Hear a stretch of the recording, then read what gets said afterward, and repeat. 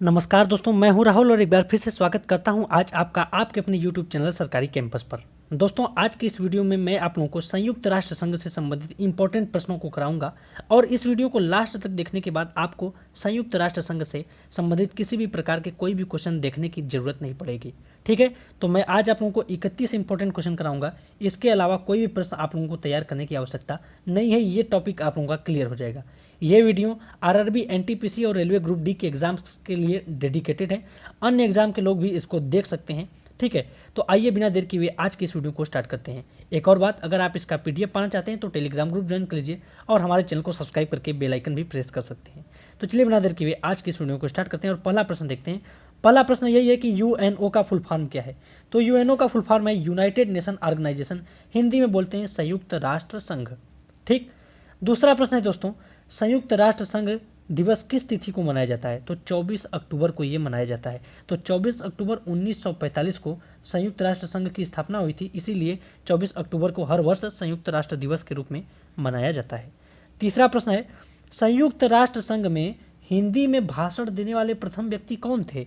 तो भारत के पूर्व प्रधानमंत्री अटल बिहारी वाजपेयी जी सबसे पहले संयुक्त राष्ट्र संघ में हिंदी में भाषण देने वाले आदमी थे।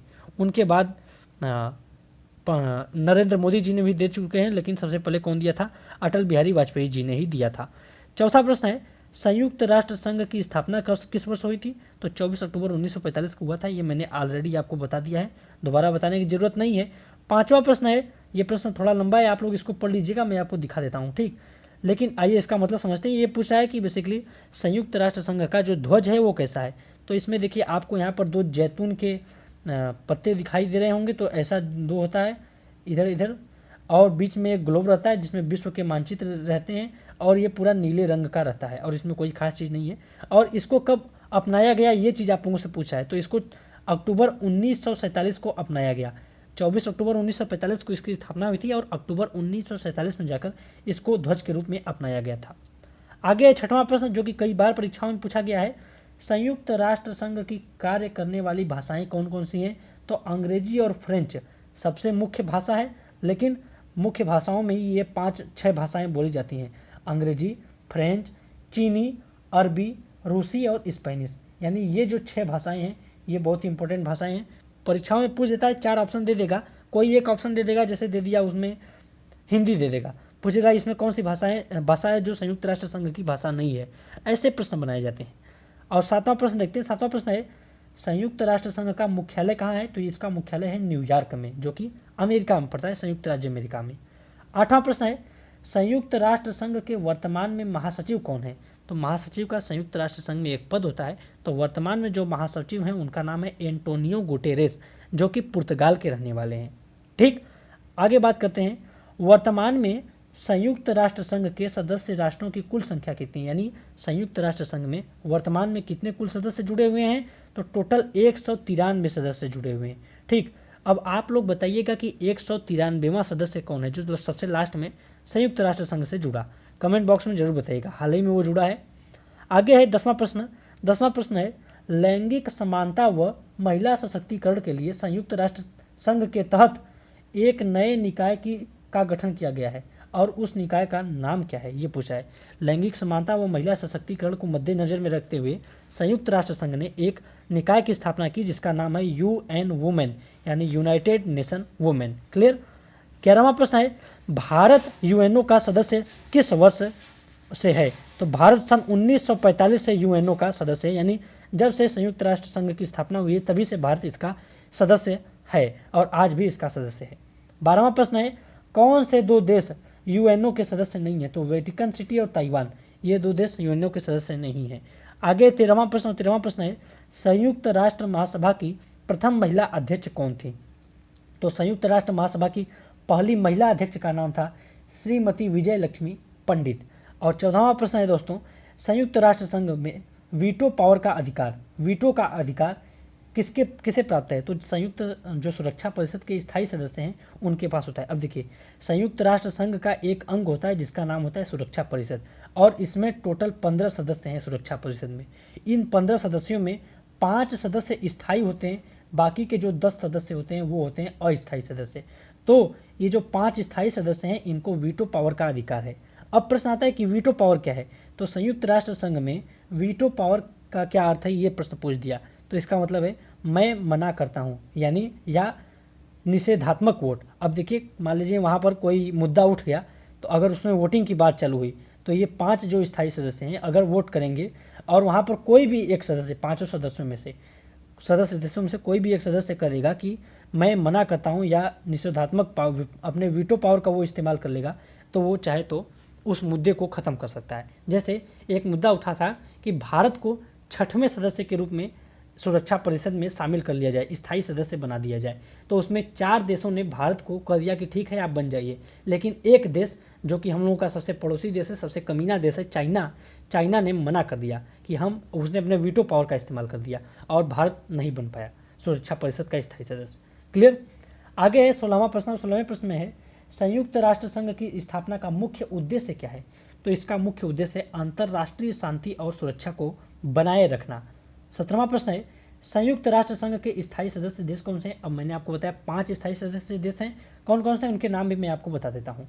पहला देश है संयुक्त राज्य अमेरिका यानी यूएसए, दूसरा देश है यूनाइटेड किंगडम यानी यूके, तीसरा देश है रूस, चौथा देश है चीन और पांचवा देश है फ्रांस। तो ये जो चीन है इसी ने भारत को वीटो पावर का इस्तेमाल कर दिया, लेकिन बाकी जो देश है जैसे अमेरिका, यूनाइटेड किंगडम, रूस और फ्रांस, इन्होंने भारत को कह दिया था कि ठीक है आप लोग आप बन जाइए, लेकिन चीन ने वीटो पावर का इस्तेमाल किया। 8वां है प्रश्न अंतर्राष्ट्रीय न्यायालय कहाँ स्थित है। तो हेग में अंतर्राष्ट्रीय न्यायालय है जो कि नीदरलैंड में पड़ता है। क्लियर। 19वां प्रश्न है संयुक्त राष्ट्र संघ की लाइब्रेरी किस नाम से जानी जाती है। तो उसको जानते हैं हैमरशोल्ड लाइब्रेरी के नाम से।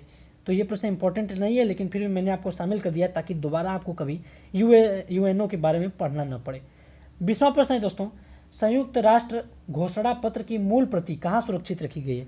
तो संयुक्त राष्ट्र संघ जब इसकी स्थापना हुई 1945 में, तो उसका एक घोषणा पत्र जारी किया गया और उस घोषणा पत्र की जो मूल प्रति थी, उस मूल प्रति को सुरक्षित रखा गया है अमेरिका के राष्ट्रीय पुरालेखागार में। पुरातत्व का उनका एक लेखागार है, वहाँ पर उसको रखा गया है।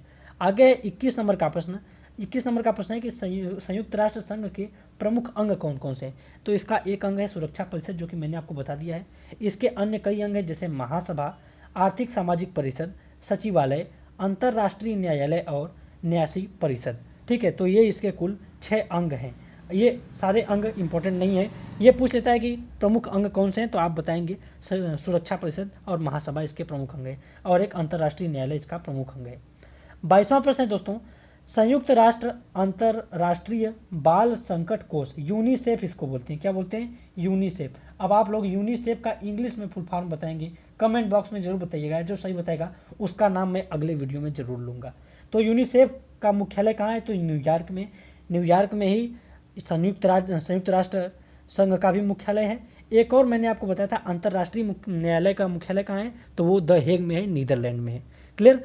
आगे देखते हैं दोस्तों 23वां प्रश्न है संयुक्त राष्ट्र संघ की कार्यपालिका को क्या कहते हैं। तो संयुक्त राष्ट्र संघ की कार्यपालिका को सुरक्षा परिषद के नाम से जाना जाता है, जिसमें 5 स्थायी और 10 अस्थायी सदस्य रहते हैं। आगे प्रश्न है दोस्तों 24वां प्रश्न है संयुक्त राष्ट्र संघ के चार्टर में कितने शब्द, धाराएं व अध्याय दी हुई हैं। तो टोटल 10,000 शब्द, 111 धाराएं और 19 अध्याय इसमें शामिल हैं। आगे है 25 नंबर का प्रश्न संयुक्त राष्ट्र संघ हेतु इसके मुख्यालय बनाने के लिए भूमि का दान किसने किया था। तो जिसने किया था उसका नाम था जॉन डी रॉकफेलर। क्लियर है।